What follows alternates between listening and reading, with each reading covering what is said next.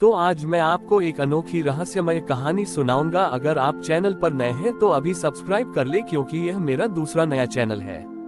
तथा कहानी पूरा देखे, अंत में एक अनोखा रहस्य छुपा है। धन्यवाद। तो सुनिए। एक समय की बात है, एक दूर दराज के जंगल में एक छोटा सा गांव था जिसका नाम निशानपुर था।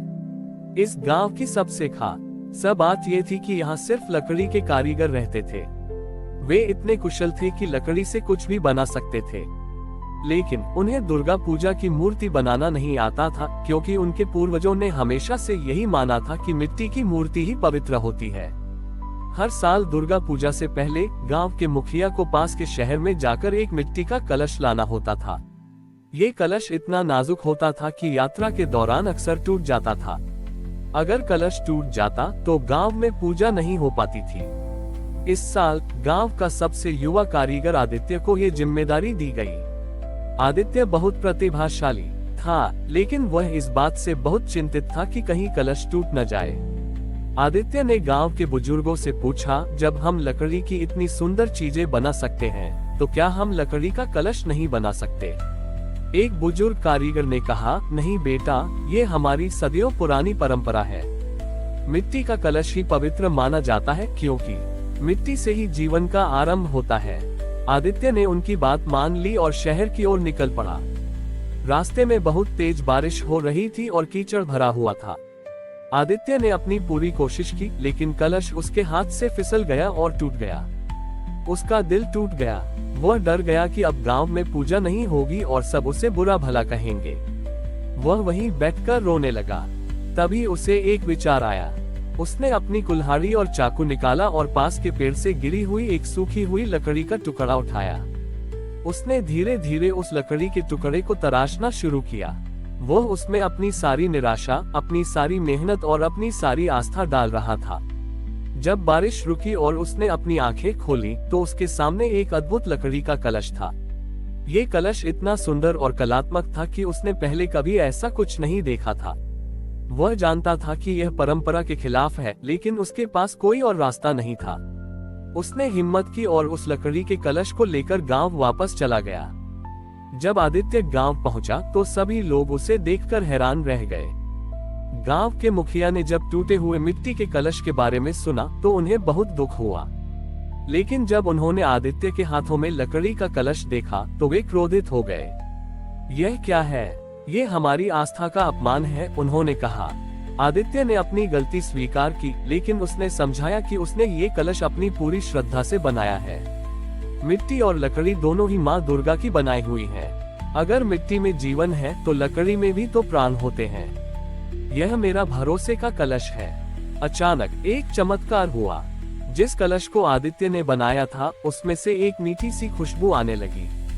ये खुशबू उस जंगल के फूलों की थी जो अभी तक खिले भी नहीं थे। गांव वालों ने महसूस किया कि यह कलश सिर्फ लकड़ी का नहीं, बल्कि आदित्य के अटूट विश्वास और सच्ची भावना से बना था। उस दिन से निशानपुर में एक नई परंपरा शुरू हुई। अब हर साल दुर्गा पूजा के लिए लकड़ी का ही कलश बनता था। ये कहानी पीढ़ियों तक चलती रही कि आस्था का कोई एक रूप नहीं होता, बल्कि सच्ची श्रद्धा और विश्वास ही सबसे बड़ा प्रसाद है। आदित्य के भरोसे के कलश ने पूरे निशानपुर गांव में एक नई चेतना जगाई। अब गांव के लोग ये समझ गए थे कि परंपरा सिर्फ नियमों का पालन करना नहीं है, बल्कि उसमें आस्था और समर्पण की भावना को जीवित रखना भी है। आदित्य की इस पहल के बाद गांव में कला और आध्यात्म का एक नया संगम शुरू हो गया था। लेकिन गांव की इस शांति और समृद्धि पर किसी की नजर लग गई। पास के एक बड़े शहर से एक लकड़ी का व्यापारी, जिसका नाम दत्ता था, गांव आया। दत्ता बहुत लालची था और उसे गांव के कारीगरों की प्रतिभा का पता चल गया था। उसने सोचा कि अगर वह इन कारीगरों को अपने साथ मिला ले तो वह बहुत अमीर बन जाएगा। दत्ता ने गांव में आकर सबसे पहले आदित्य से मुलाकात की। उसने आदित्य को शहर में आकर काम करने का प्रस्ताव दिया। उसने कहा, तुम्हारे जैसी प्रतिभा इस छोटे से गांव में बेकार हो रही है। शहर में तुम्हारे लिए बहुत पैसा है। आदित्य ने उसका प्रस्ताव विनम्रता से ठुकरा दिया। उसने कहा, मेरी कला मेरे गांव की सेवा के लिए है, सिर्फ पैसों के लिए नहीं। दत्ता ने हार नहीं मानी। उसने गांव के कुछ और युवा कारीगरों को पैसों का लालच दिया। धीरे धीरे कुछ युवा उसकी बातों में आ गए और गांव को छोड़कर उसके साथ शहर चले गए। गांव के बुजुर्ग छोटे उतर दुखी थे। उन्हें लगा कि अब उनकी सदियों पुरानी कला और परंपरा खत्म हो जाएगी। गांव में अगले साल की दुर्गा पूजा की तैयारी भी फीकी पड़ गई। जब दुर्गा पूजा का समय आया तो गांव में उदासी का माहौल था। इस साल का कलश कौन बनाएगा ये भी तय नहीं हो पा रहा था। जो युवा कारीगर गांव छोड़कर चले गए थे, उन्होंने दत्ता के लिए एक बहुत ही शानदार लेकिन बेजान लकड़ी का कलश बनाया। दत्ता ने वह कलश शहर के सबसे बड़े दुर्गा पंडाल में रखवा दिया। उसी समय आदित्य ने गांव में एक सभा बुलाई। उसने अपने बाकी साथियों से कहा, हमारी कला की पहचान पैसों से नहीं बल्कि दिल से होती है। हमें अपनी आस्था का कलश बनाना चाहिए, चाहे वह कितना भी छोटा क्यों न हो। गांव के बाकी बचे कारीगरों ने आदित्य की बात मानी। उन्होंने मिलकर एक ऐसा कलश बनाया जिसमें सिर्फ कला नहीं बल्कि एकता और भरोसे का भाव था।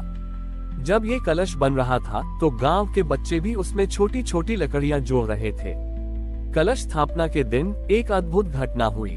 शहर में दत्ता के पंडाल में लगा भव्य कलश अचानक टूट गया। दत्ता और उसके कारीगरों ने उसे ठीक करने की बहुत कोशिश की, लेकिन वे सफल नहीं हुए।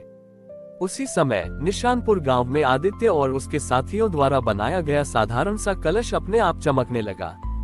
उस कलश से एक दिव्य रोशनी निकली जिसने पूरे गांव को रोशन कर दिया। गांव से गए युवा कारीगरों ने जब ये सुना तो उन्हें अपनी गलती का एहसास हुआ। वे तुरंत गांव वापस लौट आए और आदित्य से माफी मांगी। उस दिन से निशानपुर के लोग मानते हैं कि सच्ची कला वो है जो पैसों के लिए नहीं बल्कि आस्था और प्रेम के लिए बनाई जाती है। आदित्य ने अपनी कला से यह साबित कर दिया कि जब तक दिल में भरोसा और आस्था जिंदा है तब तक कोई भी कला या परंपरा खत्म नहीं हो सकती। दत्ता की हार के बाद जो कारीगर गांव छोड़कर गए थे वे वापस लौट आए।